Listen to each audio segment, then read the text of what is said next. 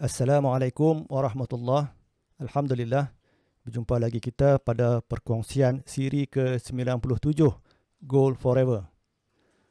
Kita bersyukur kerana perkembangan terbaru menunjukkan penurunan ketara bagi kes wabak. Carta ini menunjukkan bilangan kes jatuh menjunam mulai bulan September.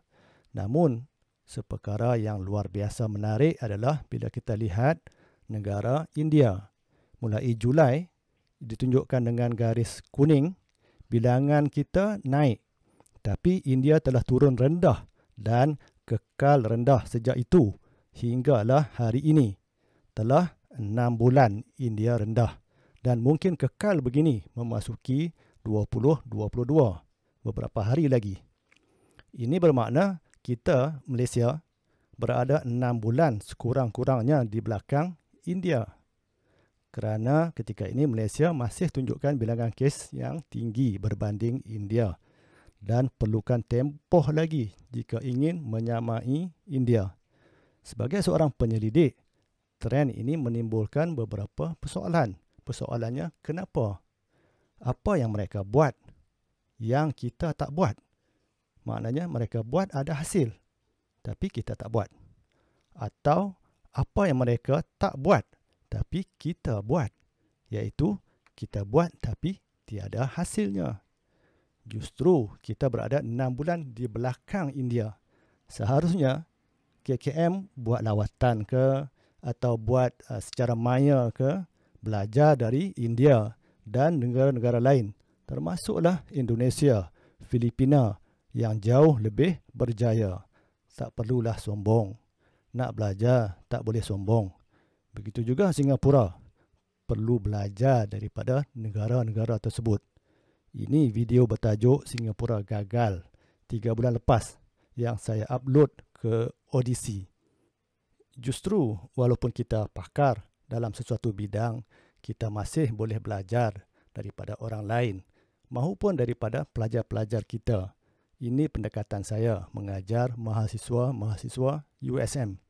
Apabila mereka tanya soalan, kadang-kadang saya perlukan beberapa ketika untuk beri jawapan. Perlu berfikir sejenak agar jawapan itu bukan agak-agak, tapi berdasarkan fakta yang tepat. Mungkin apa sekalipun jawapan yang diberikan, mereka akan terima. Tapi itu bukan caranya. Ada ketika saya tak tahu dan minta tangguh esok lusa. Saya balik dan buat rujukan dulu. Menerusi proses soal jawab ini, saya sebenarnya belajar daripada mahasiswa tersebut. Win-win. Setiap semester ada perkara baru yang saya dapat daripada mahasiswa. Jadi, kita sarankan agar KKM cuba dapatkan maklumat dan nasihat daripada negara-negara tersebut. Takkan WHO saja tempat rujukan. Mereka pun hanya beri panduan umum. Mereka tak tahu keadaan sebenar rakyat dan negara kita. Akhirnya, dalam situasi banjir contohnya, kita dengar hashtag kita jaga kita yang menjadi trending.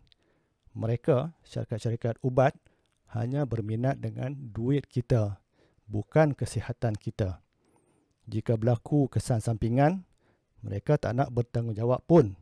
Dan kita tahu kesan sampingan ini semakin hari semakin meningkat disebabkan oleh suntikan-suntikan yang diberikan. Macam perjanjian dengan syaitan pula. Hashtag rakyat